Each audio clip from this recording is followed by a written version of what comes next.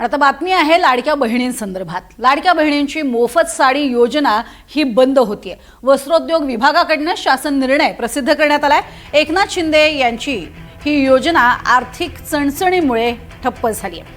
आर्थिक भार हा प्रचंड वाढलाय, त्यामुळे मोफत साडी योजना बंद करण्यात आली आहे। मुख्यमंत्री माझी लाडकी बहीण योजनेतनं आधीच 92 लाख महिलांची नावं वगळण्यात आली आहेत, त्यात काही पुरुषही होते। मात्र ही घटना ताजी असतानाच राज्य सरकारनं लाडक्या बहिणींना आणखी एक दणका दिलाय।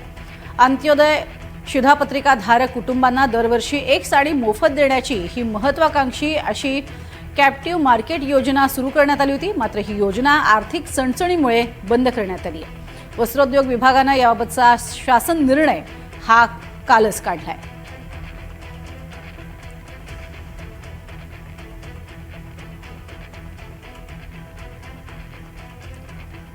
आणि या संदर्भातली अधिक माहिती आपण घेणार आहोत। आमच्या प्रतिनिधी जुई जाधव आपल्या सोबत आहेत। जुई, एकीकडे आपण बघतोय की नुकत्याच 92 लाख महिला ज्या आहेत अर्थातच त्या अपात्र होत्या आणि त्यामुळे त्याच्यावरनं जोरदार चर्चा झाली आणि आता ही महत्त्वाकांक्षी योजना अक्षरशः थंड बस्त्यात जाणार आहे, कारण अर्थात पैसेच नाहीयेत सरकारकडे। प्रज्ञा, अगदीच लाडक्या बहीण योजनेतून ज्या अपात्र महिला होत्या अशा 92 लाख महिलांना वगळण्यात आला आहे। मात्र जसा तू मगाशी उल्लेख केलास की अजून एक धक्का मानला जात आहे, तो म्हणजे की ही योजना होती म्हणजेच काय तर जेव्हा एकनाथ शिंदे मुख्यमंत्री झाले होते तेव्हा विशेष म्हणजे जे ऑरेंज आपले रेशन कार्ड होल्डर्स असतात त्यांच्यासाठी या ज्या महिला आहेत त्यांना साडी वाटप म्हणजे वस्त्रोद्योग विभाग जे आहे शासनाचं त्यांच्याकडून विणलेली एक साडी प्रत्येक वर्षी दिवाळीला दिली जायची। मात्र आता या योजनेसाठी सरकारकडे पैसे नाहीत असा थेट शासन निर्णय काल काढण्यात आला आणि त्यामुळे ही जी एक साडी महिलांना दरवर्षी दिवाळीला 2023 पासून दिली जायची ती साडी आता मिळणार नाही।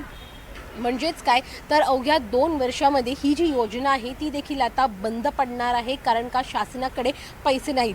वारंवार विरोधकांकडून देखील हाच सवाल उपस्थित केला जात आहे की लाडकी बहीण योजना जी एक महत्त्वाकांक्षी योजना आहे या सरकारसाठी त्याला देखील पैसे देण्यासाठी या सरकारकडे नाही आहेत आणि इतर खात्यातून पैसे वर्ग केले जात आहेत। आणि अशातच आता एक योजना ज्या लाडकी बहीण नंतर खरं तर होत्या महिलांसाठी विशेष म्हणजे त्या देखील बंद होताना पाहायला मिळत आहेत। लाडकी बहीण योजनेचे पैसे अजूनही काहींच्या खात्यात येत नाही आहेत। असंच असताना दुसरीकडे आता जी एक साडी वर्षातून सरकारकडून दिली जायची ती एक साडी देखील आता महिलांना मिळणार नाही आहे। त्यामुळे निश्चितच शासनाच्या या योजना ज्या बंद होत आहेत त्याकडे आता विरोधक नेमकं कशा पद्धतीने टीका करतायत हे देखील पाहणं महत्त्वाचं राहणार आहे।